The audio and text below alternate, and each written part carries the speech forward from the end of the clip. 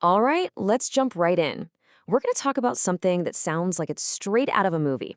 What happens when nature itself seems to cook up the perfect storm of hazards? And I mean that literally. We're talking about a recipe for disaster. Our focus today, the Philippines. So you hear that question, and it sounds pretty dramatic, right? The earth, the sky, the sea, all conspiring against one place. But here's the thing. For millions of people, this isn't drama. It's just life. It's their reality year after year. So let's break down exactly why this one spot on the globe is at the center of it all. And this is where we get to the core idea for today. It's this term, a multiple hazard zone. You know, it's not just a place that gets earthquakes or a place that gets hurricanes. It's a place that gets slammed by both, and a whole lot more. And the really crazy part?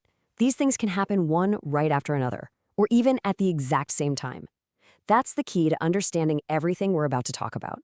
All right, so for sticking with this recipe for disaster idea, what's our first ingredient? Well, it starts from the ground up. Literally, we're talking about some seriously shaky ground, the tectonic threat. Okay, so take a look at this. This map tells you pretty much everything you need to know. See that? The Philippines is smack dab in the middle of the Pacific Ring of Fire.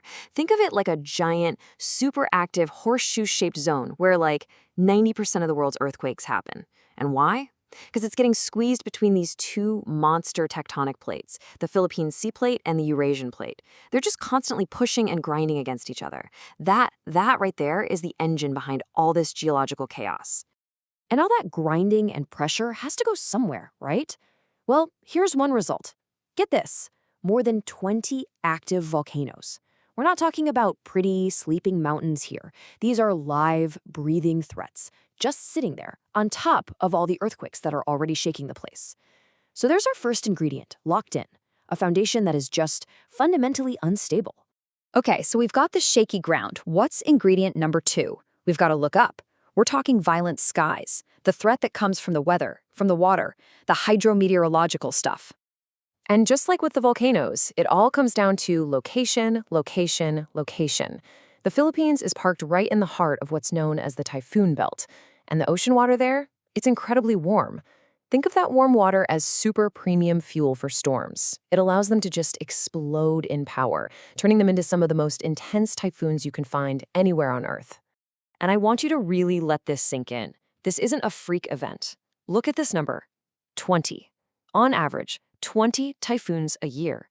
Just to put that in perspective, for a lot of us, a big hurricane is something you might see once a decade, maybe.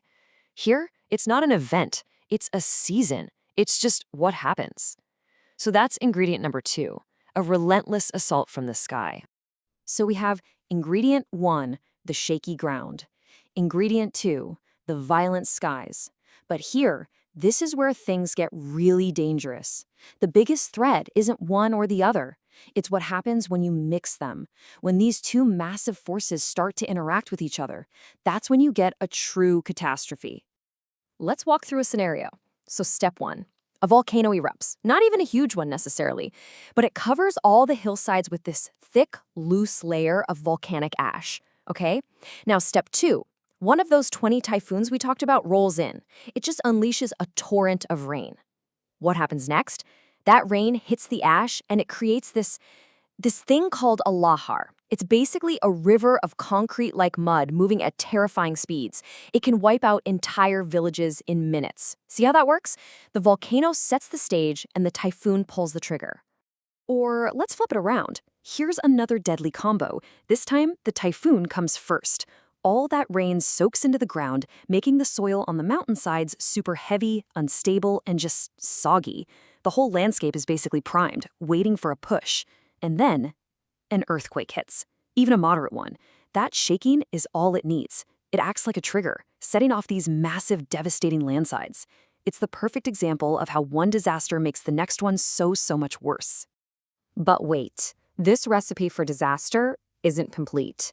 There's a third, and maybe the most complicated ingredient of all, us. People, the human element. And what's interesting here is that we play both sides. We can amplify the risk, but we're also the only source of real resilience and hope. So on the one hand, you got factors that make things worse, right? You have dense populations, people living in settlements in places you probably shouldn't build, like on steep hillsides or in areas that flood all the time.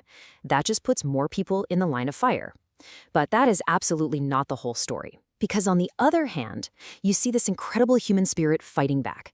People are developing sophisticated early warning systems. There are amazing community programs designed to lower the risk, and disaster preparedness is getting better all the time. So yeah, we're not just passive victims in this story. We're also the first and most important line of defense.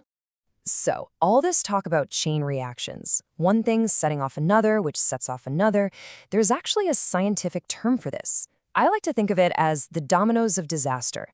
You tip one over, and the whole line starts to fall. The official term is cascading hazards, and it's exactly what it sounds like. Here's a classic example. An earthquake happens. That triggers a landslide. The landslide tumbles into a river and blocks it, creating a makeshift dam. But that dam is unstable, and when it finally breaks, it causes a massive flood downstream. You see, it's not just one thing. It's a cascade, a chain reaction of events. That is what it's like to live in a multi-hazard zone. And that really brings us to the big takeaway here. Why does this matter to all of us, even if we don't live there? Because the Philippines is like a living laboratory for understanding these incredibly complex, interconnected risks. As our world changes, as our climate makes weather more extreme, these kinds of cascading disasters are going to become more common everywhere. So the lessons being learned there about how to prepare, how to be resilient, and how to anticipate these crazy combinations, those aren't just lessons for the Philippines. They're lessons for all of us.